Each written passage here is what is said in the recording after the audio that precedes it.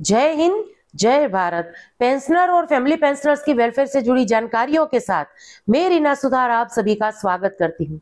आज के इस वीडियो में आगे बढ़ते हुए सबसे पहले बात करेंगे उन टॉपिक की जिसकी जानकारी आज के इस वीडियो से मिलने वाली है। देखिए, सबसे पहले बात होगी नवंबर महीने की पेंशन को लेकर क्या अपडेट है। बहुत सारे पेंशनर्स पूछ रहे हैं कि मैम इस महीने की पेंशन जो है वो 28 को खातों में क्रेडिट होगी या 29 को, तो बात इसके बारे में करेंगे। साथ ही में आज के इस वीडियो में कुछ कोर्ट केस देखेंगे, जैसे डिसेबिलिटी केस जो माननीय सुप्रीम कोर्ट में चल रहे थे, डीएससी में जिन्होंने सेकंड सर्विस की है उनके केस की क्या अपडेट है, पेंशन वगैरह को लेकर जो मामला चल रहा है, पीएमआर वेटरन्स जो ओआरओपी को लेकर परेशान हो रहे हैं, अब इस केस की क्या अपडेट है, तो ये जानेंगे। और साथ ही में कुछ कमेंट्स भी आज के इस वीडियो में मैंने शामिल किए हैं जिनके माध्यम से हमारे पेंशनर और फैमिली पेंशनर्स ने अपनी पेंशन संबंधी समस्याओं को शेयर किया है। यानी यही कुछ जानकारी है जिसके लिए आज के इस वीडियो में हम आगे बढ़ेंगे। वीडियो में आगे बढ़ने से पहले हमेशा की तरह आप सभी से निवेदन है कि वीडियो में अंत तक बने रहिएगा। इस चैनल के माध्यम से दी गई जानकारी अगर आप सभी लोगों के लिए यूजफुल रह रही है तो लाइक और शेयर कर दीजिएगा, और चैनल से जुड़ने के लिए अगर अभी तक चैनल को सब्सक्राइब नहीं किया है तो सब्सक्राइब कर दीजिएगा। बेल आइकन को प्रेस करके नोटिफिकेशन ऑन रखिएगा ताकि हर एक महत्वपूर्ण वीडियो की जानकारी आप लोगों तक पहुंचती रहे। आप चाहें तो हमारे चैनल को ज्वाइन भी कर सकते हैं। तो चलिए ज्यादा देर ना करते हुए आज के इस वीडियो की शुरुआत करती हूँ। सबसे पहले बात कर लेते हैं नवंबर महीने की पेंशन की क्या अपडेट है। देखिए, वैसे तो हमें स्पर्श टीम के द्वारा जब पेंशन क्रेडिट का एडवांस मैसेज आता है उसका इंतजार करना चाहिए, लेकिन बहुत सारे कमेंट्स हमें ऐसे आए थे कि मैम नवंबर महीने की पेंशन कब क्रेडिट होगी, तो आज की इस वीडियो में इस टॉपिक को मैंने शामिल किया है। देखिए, दो सवाल है नवंबर महीने की पेंशन को लेकर। इसमें सबसे पहला सवाल है कि क्या नवंबर महीने की पेंशन जो है वो बढ़ी हुई आएगी। अब ये बात कहाँ से पेंशनर्स या फैमिली पेंशनर्स को पता चली, ये तो मुझे नहीं पता है, क्योंकि हमने तो अपने वीडियो में इसके बारे में बात नहीं की है। अक्टूबर महीने की पेंशन बढ़ी हुई आने वाली थी और आई भी, क्योंकि डीएडीआर की दरों में बढ़ोतरी हुई थी, तो वो हमने वीडियो के माध्यम से शेयर किया था।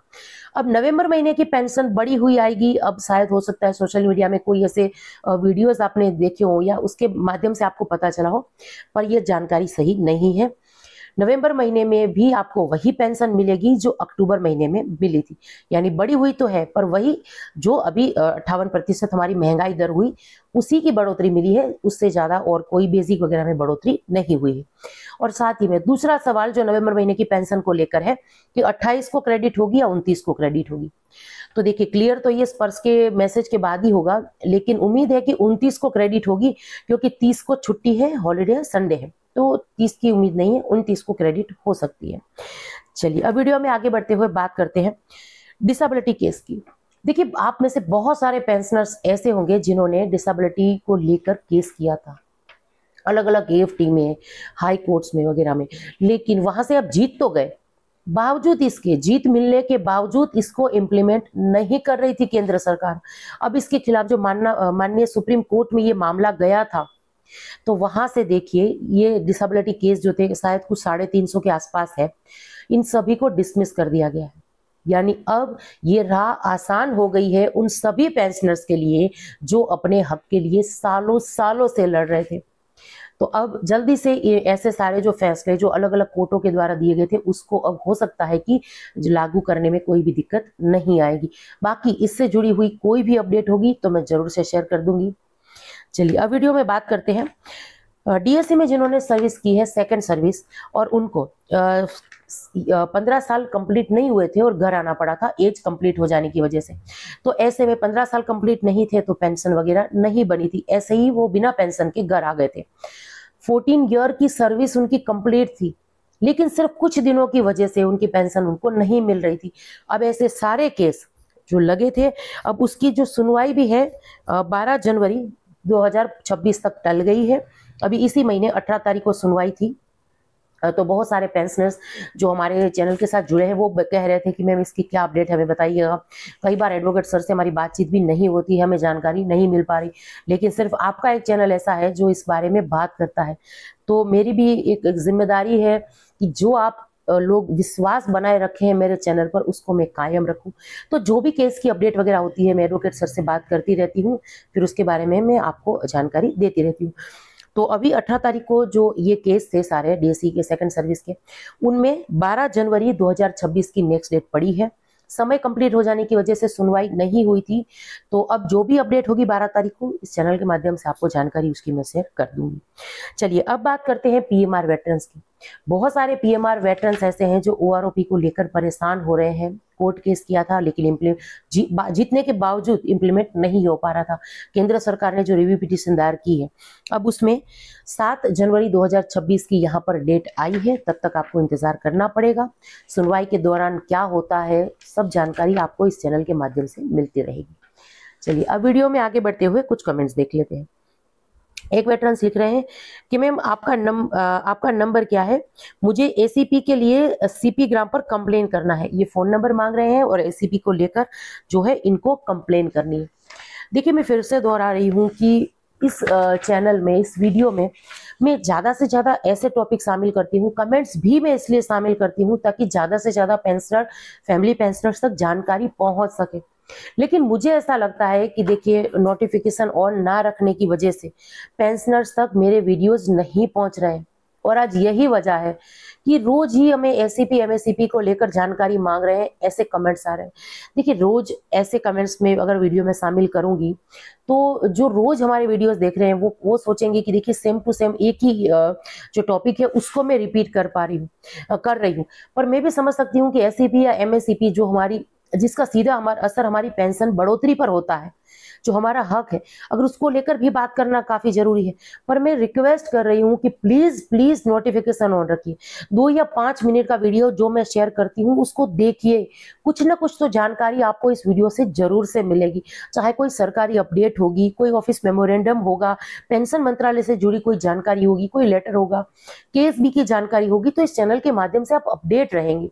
चलिए अब इसका मैं यहाँ पर जवाब दे देती हूँ। अगर ये जिन्होंने कमेंट किया है, मैं नंबर तो वगैरह अपने मोबाइल वीडियो में शेयर करती रहती हूँ। आप कमेंट्स के माध्यम से डिटेल शेयर करेंगे और रेसिपी को लेकर जानकारी मांगेंगे तो ज़्यादा सही रहेगा।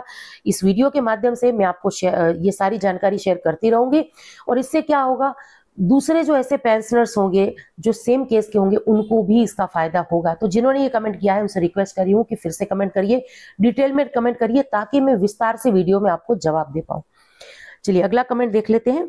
एक लिख रहे हैं कि नमस्ते मैडम जी, डीएससी पेंशन कोर्ट केस का क्या हुआ इसके बारे में बताइए। देखिए वीडियो की शुरुआत में मैं इसके बारे में बात कर चुकी हूँ। 12 जनवरी 2026 की डेट पड़ी है। जो भी अपडेट होगी वीडियो के माध्यम से जरूर से शेयर कर दूंगी। देखिए अगला कमेंट है कि क्या प्री 96 पेंशनर्स को एमएसीपी लागू है, प्लीज रिप्लाई करिए। फिर से वही बात है, मैं कह चुकी हूँ कि 2006 में या उसके बाद जो आए हैं उन्हीं को एमएससीपी मिलेगा। जो उससे पहले रिटायर होकर आए हैं उनको एमएससीपी नहीं मिलने वाला है। चलिए सबसे आखिर में ये कमेंट देख लेते हैं। पीएमआर वाले जो पेंशनर्स हैं उनका क्या होगा, ओआरओपी कब मिलेगा। देखिए जो पीएमआर वेटरन्स हैं ओआरओपी को लेकर परेशान हो रहे हैं। ओआरओपी नहीं मिली तो उनकी बेसिक वही रह जाएगी जो अभी उनको मिली है। अब 8वें वेतन आयोग में भी जो पीएमआर वेटरन्स है उनको नुकसान होगा। कैसे होगा, देखिए जो उनकी बेसिक है वही है जो वो रिटायरमेंट पे आए थे, यानी 7 सीपीसी में जब उनकी पेंशन में रिवीजन हुआ तब जो बेसिक बढ़ी वही रहेगी। ओआरओपी नहीं मिली तो जो बेसिक है उसमें बढ़ोतरी नहीं होगी। फिर वही जो पुरानी बेसिक है 8वें वेतन आयोग में जितना भी फिटमेंट फैक्टर मिला 1.92 या 2 पॉइंट या 2.57, 2.86 या 3 पॉइंट, जितना भी फिटमेंट फैक्टर मिला उसी से उनकी बेसिक मल्टीप्लाई होगी। कौन सी, जो पुरानी है, जो उनकी 7 सीपीसी की है। ओआरओपी 2, ओआरओपी 3 या अभी 2029 में ओआरओपी 4 जब आएगी, अगर केंद्र सरकार ने दी तो तब जो बेसिक में बढ़ोतरी होगी वो पीएमआर वेटरन्स को नहीं दी जा रही। तो ऐसे में उनकी जो पुरानी बेसिक है उससे ही अगर 8वें वेतन आयोग के फिटमेंट फैक्टर को अगर मल्टीप्लाई करेंगे तो उसमें भी नुकसान है। तो नुकसान तो है ही पीएमआर वेटरन्स को अगर ओआरओपी नहीं मिली तो। और यही वजह थी कि जो बहुत सारे ऐसे वेटरन्स थे, पीएमआर वेटरन्स, जिन्होंने ओआरओपी के लिए केस किया था, जीत भी चुके थे, लेकिन केंद्र सरकार ने क्या किया, उन्होंने रिव्यू पिटीशन दायर कर दी है। अब ये मामला सारा अटका पड़ा है। अब हो सकता है कि इसका फैसला 2-4 महीनों में आ जाए, हो सकता है 2-4 साल भी लगे या ज्यादा समय भी लग सकता है। इसको लेकर तो हम कुछ नहीं कह सकते हैं, लेकिन कोर्ट में कार्रवाई के दौरान क्या हो रहा है, सुनवाई के दौरान क्या हो रहा है, क्या अपडेट आ रही है, नेक्स्ट डेट कब मिल रही है, इसकी जानकारी इस वीडियो के माध्यम से आपको जरूर से मिल जाएगी। तो अभी पीएमआर वेटरन्स के लिए भी यही जानकारी है कि 7 जनवरी 2026 की नेक्स्ट डेट पड़ी है। तब तक इंतजार करिए, जो भी अपडेट होगी इस चैनल के माध्यम से शेयर कर दूंगी। तो यही कुछ जानकारी थी जिसको लेकर आई थी। अब ये जानकारी आप सब लोगों को कैसी लगी कमेंट्स के माध्यम से जरूर से शेयर करिएगा। इसी के साथ आज के इस वीडियो से विदा लेती हूँ। जय हिंद।